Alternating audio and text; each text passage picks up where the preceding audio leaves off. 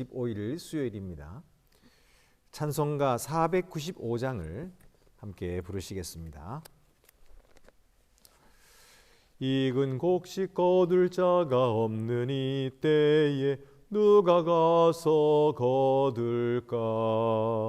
내가 어찌 게으르게 앉아 있을까?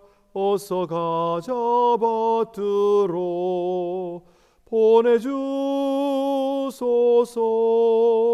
보내주소서. 제단 숯불 내 입술에 대니 어찌 주저할까? 주여 나를 보내주소서. 주가 두루 다니시며 일꾼 부르나 따르는 자 적구나. 보라 주의 사랑하는 익은 곡식을 어서 거두러 가자. 보내주소서 보내주소서. 제단 숯불 내 입술에 대니 어찌 주저할까? 주여 나를 보내주소서. 주가 나를 부르시니 언제 어디나 기뻐 가서 일하리. 주가 명령 내리실 때 능력 받아서 기뻐 거두리로다. 보내주소서 보내주소서. 제단 숯불 내 입술에 대니 어찌 주저할까? 주여 나를 보내주소서. 하나님 말씀은 마태복음 4장 12절에서 25절입니다. 오늘 말씀에서 예수님은 공생애를 시작하십니다. 예수님은 공생애 시작하기 전에 광야로 성령의 이끌림을 받아서 나가셔서 마귀에게 시험을 받으시죠. 40일 동안 굶주려 있는 이 예수님을 마귀가 와서 시험을 했지만 예수님은 범죄하지 아니하였고 마귀의 시험에 넘어가지 않고 승리하시고 이기셨던 것이죠. 이제 세례 요한이 붙들렸다 하는 사실을 예수님께서 들으시고 예수님의 때가 이르신 줄 아시고 이제 나가서 예수님의 복음을 선포하시기 시작하십니다. 자, 예수님의 선포는 세례 요한이 맨 처음에 선포했던 내용과 똑같습니다. 17절 말씀 보면은 이때부터 예수께서 비로소 전파하여 이르시되 회개하라 천국이 가까이 왔느니라. 세례 요한도 회개하라 천국이 가까이 왔느니라 이렇게 말했죠. 이 세례 요한의 메시지와 또 예수님의 메시지가 일맥상통하는 그런 메시지인 것입니다. 결국 세례 요한은 예수님 앞에서 왕이 오실 길을 준비하는 전령과 같은 그런 역할을 감당했죠.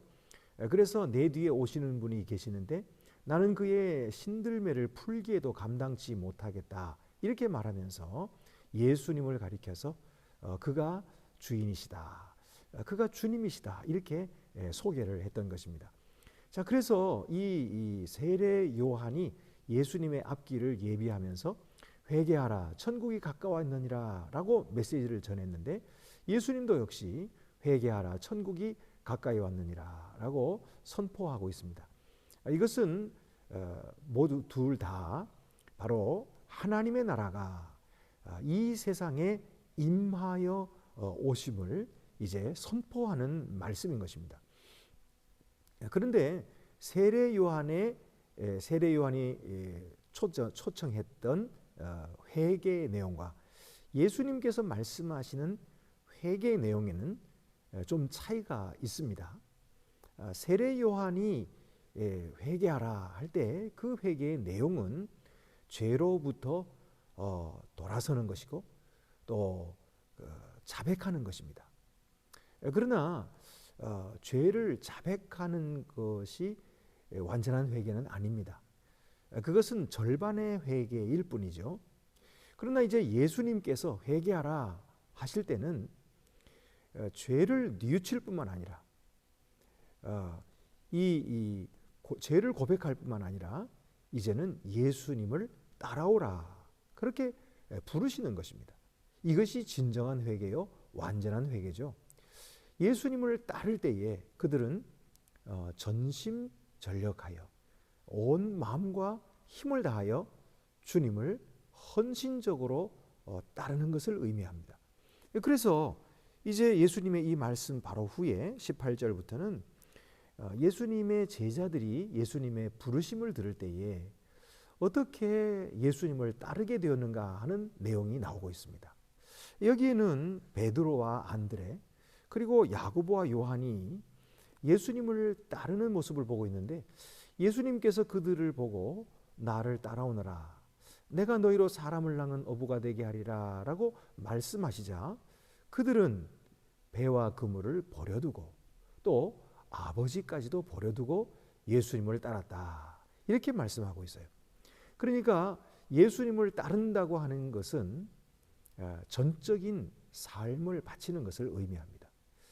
자기가 의지하고 있었던 것을 내려놓고 이제는 예수님만 의지하겠다는 결단이죠. 여러분, 오늘 우리들은 바로 이렇게 베드로와 요한과 같이 예수님을 따르는 제자들이 되었습니다. 우리가 죄를 회개했다고 하는 것은 죄를 뉘우칠 뿐만 아니라 예수님을 따르는 결단을 했다는 것이죠. 그래서 우리는 예수님의 이름으로 세례를 받고 거듭나 새 사람이 된 것입니다. 그렇다면 우리가 얼마나 나의 것을 내려놓고 예수님을 따르고 있는가 하는 것을 한번 다시 생각해 봐야 할 것입니다. 정말 우리의 삶의 주인은 예수님이신가? 아니면 아직도 내 고집, 내 주장이 내 삶의 주인으로 그렇게 내가 내 삶의 주인이 되어 있는가 하는 것을 한번 돌아봐야 되겠습니다.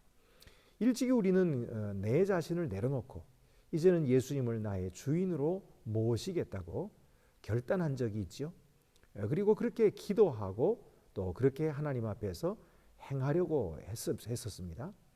그러나 그것이 계속되지 못하고 또 예전에 우리의 습관으로 돌아가서 주님이 나의 삶의 주인이 아니라 내가 내 삶의 주인이 되어서 모든 일들을 내 뜻대로 결정하고 모든 염려와 근심까지도 내가 지고 걸어가고 있지는 않습니까? 다시 한번 예수님을 처음 만났을 때에 우리가 결단했던 그 결단을 회복할 수 있게 되기를 바랍니다. 그렇게 되면 주님께서 우리의 삶의 주인이 되어주시고 우리의 삶에 참 평안을 주실 뿐만 아니라 우리의 길을 인도해 주실 것입니다. 하나님께서 인도하시는 그 길에는 하늘의 평강과 하늘의 축복이 넘쳐나는 것입니다. 아무쪼록 이 귀한 복이 우리 모든 성도 여러분의 삶에 넘쳐나시기를 바랍니다. 기도드리시겠습니다. 은혜로우신 하나님 아버지, 예수님께서 공생애를 시작하셨습니다. 그의 공생애는 회개하라 천국이 가까웠느니라 라고 말씀하신 것인데, 회개라고 하는 것이 예수님을 따르는 것임을 우리가 다시 한번 기억합니다. 주여, 우리들로 하여금 내 고집을 내려놓고 베드로와 요한과 야고보와 같이 주님만 온전히 따르고 의지하는, 그래서 주님을 나의 삶의 주인으로 다시 모시는 우리들의 삶이 회복되게 하여 주시옵소서. 그래서 우리의 삶은 천국을 누리며 살아가는 그런 복된 삶이 되게 하여 주시옵소서. 우리 주 예수 그리스도의 이름으로 기도드립니다. 아멘.